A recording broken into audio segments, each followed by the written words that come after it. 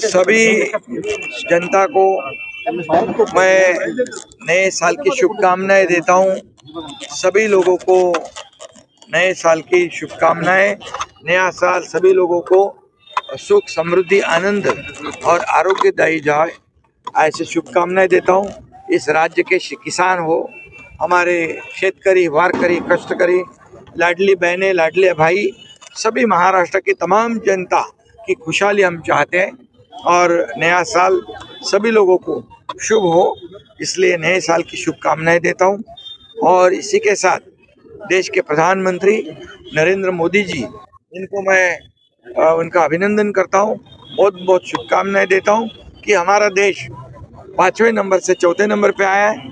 Japan जैसे प्रगत देश को पीछे करके ये 4थे नंबर पर प्रधानमंत्री, हमारे लोकप्रिय यशस्वी प्रधानमंत्री नरेंद्र मोदी जी के नेतृत्व में महाराष्ट्र आर्थिक महासत्ता की ओर जा रहे हैं।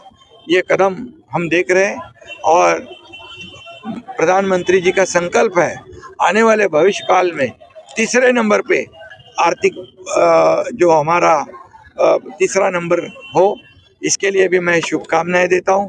इस देश को आगे बढ़ाने का काम, इस देश को आर्थिक महासत्ता बनाने का काम, इस देश को, हमारे भारत देश को पूरे दुनिया में नाम रोशन करने का काम और देश को विकसित करने का काम ये प्रधानमंत्री कर रहे हैं नरेंद्र मोदी जी। इनको मैं तहे दिल से, हृदय से उनका अभिनंदन करता हूँ, उनको शुभकामनाएं देता हूँ।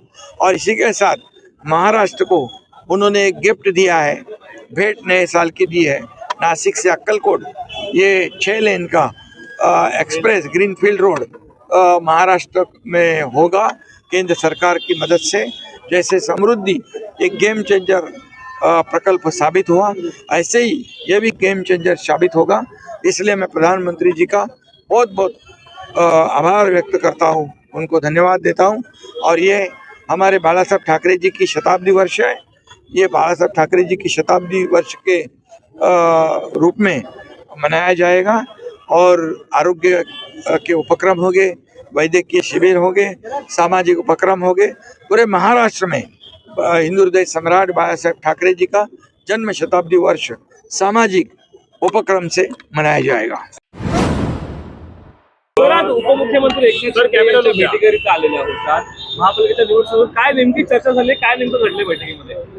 तर एकनाथ शिंदे यांना भेटण्यासाठी मी आलो होतो, कारण या महायुतीला अनेक ठिकाणी यश मिळालं पाहिजे आणि रिपब्लिकन पार्टी ऑफ इंडिया महायुतीसोबत आहे सांगण्यासाठी।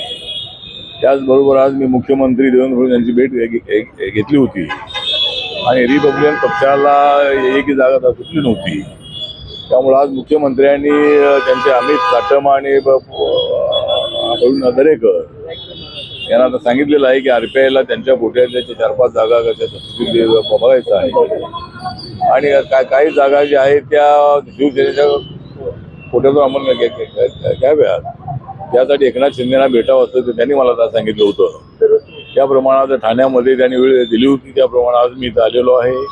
त्यांच्यासोबत चर्चा झालेली आहे आणि ज्या ज्या ठिकाणी अलायन्स झालेला आहे त्या ठिकाणी एकत्रित करणार आहोत आणि ज्या ठिकाणी अलायन्स झाला नाही त्या ठिकाणी सुद्धा निवडणुकीनंतर आम्ही सगळे एकत्र येणारच आहोत।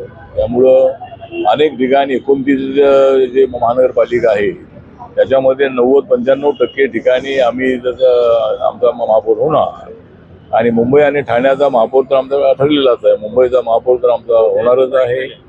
त्यामुळे एकनाथ शिंदे साहेबांवर आम्ही चर्चा केलेली आहे आणि रिपब्लिकन पार्टी ऑफ इंडिया महायुतीसोबत आहे। अनेक शहरामध्ये रिपब्लिकन पक्षाला एक जागा मिळाली नाही, कारण भाजप शिवसेनेची चर्चा अनेक दिवस चालली आणि कधी ती तुटलेली आहे, कधी झालेली याच्याबद्दल बातम्या आल्या आणि त्या या चर्चेमुळं RPIला काही जागा देता आली नाही असं ते म्हणाले। त्याच्या बदल्यामध्ये ऑप्शन आणि काही कमिट्या देण्यास त्यांनी मान्य केलेलं आहे। त्याप्रमाणे रिपब्लिकन पक्षाला सत्तेचा सहभाग नक्की अनेक ठिकाणी मिळेल अशा पद्धतीचा आश्वासन त्यांनी दिलेलं आहे आणि रिपब्लिकन पक्षाने त्यांना सांगितलेलं आहे की आम्ही आपल्यासोबत आहोत, महायुती म्हणून आपल्याला अनेक ठिकाणी लढायचं आहे आणि ज्या ज्या ठिकाणी युती झालेली नाही आहे त्या ठिकाणी 1-2 दिवसामध्ये कुठली युती पुन्हा होऊ शकते का या संबंधामध्ये सुद्धा प्रयत्न करणं अत्यंत आवश्यक आहे. त्यासाठी माननीय मुख्यमंत्री आणि उपमुख्यमंत्री दोघेही प्रयत्न करतायत. त्यामुळे ज्या ज्या ठिकाणी युती तुटलेली आहेत त्या ठिकाणी पुन्हा युती करण्याच्या संबंधामध्ये सुद्धा विचार होऊ शकतो. आणि ही निवडणूक आमच्यासाठी अत्यंत प्रतिष्ठेची आहे. मुंबई आणि ठाण्याची महाराष्ट्रातल्या सर्व महापालिकांच्या तुलनेमध्ये मुंबई आणि ठाण्याची महानगरपालिका अत्यंत महत्त्वाची आहे. आणि त्या दोन्ही महानगरपालिकांमध्ये महायुतीचा महापौर आहे तो झालाच पाहिजे अशा पद्धतीची आमची भूमिका आहे. त्यासाठी रिपब्लिकन पक्ष आपल्या बीजेपी शिवसेनेसोबत आहे हे सांगण्यासाठी जाऊन एकनाथ शिंदेना भेटण्यासाठी आलो. साहेब, मुंबईमध्ये भारिप म्हणजे प्रकाश आंबेडकर आणि काँग्रेस एकत्र येतं, काय फटका बसतो तुम्हाला काय वाटतं? मुंबईमध्ये जरी काँग्रेस आणि प्रकाश आंबेडकर जरी एकत्र आले तरी जे दलित मतं आहे, जे आंबेडकरी मतं आहे ती मोठ्या प्रमाणामध्ये माझ्या पक्षासोबत आहे. आणि त्यामुळं काँग्रेसला काय त्याचा वंचितचा फायदा होणार नाही आहे. वंचितला जागा तर सोडल्याच पण त्यांना उमेदवारी मिळाली नाही आहे. त्यामुळं मुंबई शहरामध्ये आमच्या गटाची एकदा 12 नगरसेवक निवडून आली होती. एकदा आमच्या गटाचा महापौर झाला होता मुंबईचा. त्यामुळं मुंबईमध्ये त्या दोघांची युती जरी झालेली असली तरी फार फरक पडणार नाही आहे. उद्धव ठाकरे आणि राज ठाकरे जरी एकत्र आलेले असले तरी आम्हाला फरक पडणार नाही आहे. आणि त्यामुळं आमची महायुती जी आहे महायुती मुंबईमध्ये मजबूत आहे. आणि त्यामुळं महायुतीचाच मुंबईमध्ये महापौर होणार आणि ठाण्याचा महापौर जर आपला ठरलेलाच आहे. या ठिकाणी सुद्धा महायुतीचाच महापौर होणार आहे. तर मुंबईमध्ये मराठी महापौर होणार का? मराठी महापौर होणार का? ठाकरे बंधू बोलतात की आमचा मराठीत महापौर होणार. ठीक आहे, मराठी त्यांनी जर सत्ता आली तर मराठी होईल, परंतु आमचा जे मराठीत महापौर असेल. त्यामुळं आमची महायुती जी आहे ती महायुती मराठी माणसाच्या बाजूने नक्कीच उभी आहे. पण आमची महायुती जी आहे ती महायुती बाबासाहेबांच्या संविधानाला मानणारी आमची महायुती आहे. त्यामुळे मुंबई शहरामध्ये राहणारा जो प्रत्येक नागरिक आहे त्याच्या समस्या जाणून घेऊन त्याला मदत करण्याची जबाबदारी आमची आहे.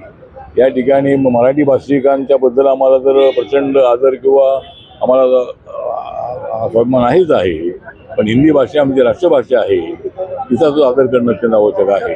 आणि मुंबई शहरामध्ये आलेल्या सर्व भाषिकांचा आदर करणं किंवा त्यांना मदत करणं ही आमच्या महायुतीची भूमिका आहे. त्यामुळे मुंबईमध्ये 40% मराठी मतं आहेत आणि 60% मतं नॉन मराठी आहेत. त्यामुळं ठाकरे बंधूंना फक्त मराठी मतांचा काही ठिकाणी फायदा होऊ शकेल.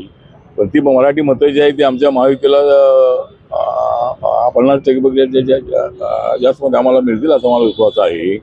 आणि नॉन मराठी मतं ही मेजॉरिटीनं आम्हाला मिळतील. आणि त्यामुळं आम्हाला मुंबई जिंकण्यामध्ये कसली अडचण अजिबात नाही. देवेंद्र फडणवीस आणि एकनाथ शिंदे आणि RPI मुंबईमध्ये एकत्र आहे. त्यामुळं आम्हाला महापौर पद मिळणं हे अत्यंत अडचणीत अजिबात नाही. आणि ज्या वेळेला उद्धव ठाकरे आणि राज ठाकरेंना जबरदस्त आम्हाला झटका द्यायचा आहे आणि काँग्रेस वंचितलाही आम्हाला असं शिकवायचं आहे. त्यासाठी आम्ही सगळेजण एकत्रित आहोत आणि आम्हाला मुंबई आणि ठाणे आणि अनेक महानगरपालिका आम्ही जिंकू असा आम्हाला विश्वास आहे. जागांची मागणी केली आहे आणि कुठे जागा दिसत नाही आहे. नाही, मला वाटतं की आमचा योग्य सन्मान असं ते म्हणाले होते त्या पद्धतीने मुख्यमंत्र्यांच्या बरोबर आता चर्चा झालेली आहे. आणि रिपब्लिकन पक्षाला एक MLC, त्यानंतर काय 2 महामंडळाचे अध्यक्षपद आहेत, काय उपाध्यक्षपद आहेत, काय 40-50 मेंबर आहेत. तर अशा पद्धतीनं आम्ही आपल्याला देऊ असं सांगितलेलं आहे. जागेच्या संबंधामध्ये त्या करतात आणि सगळ्यांना ई-बॉम्ब दिलेली आहेत. पण आमचा आग्रह असा आहे की आम्हाला BJPच्या कोट्यातून 4-5 जागा मिळाल्या पाहिजे. शिवसेनेच्या कोट्यातून 147 नंबरची एक जागा आहे, ती जागा आम्हाला RPIच्या उमेदवाराला मिळालेली आहे. पण सिम्बॉल सेनेचा आहे. त्यामुळे अजून 1-2 जागा सेनेच्या कोट्यातून मिळाव्यात असं त्यांच्याकडे आपण सांगितलेलं आहे. त्यांना यादी दिलेली आहे.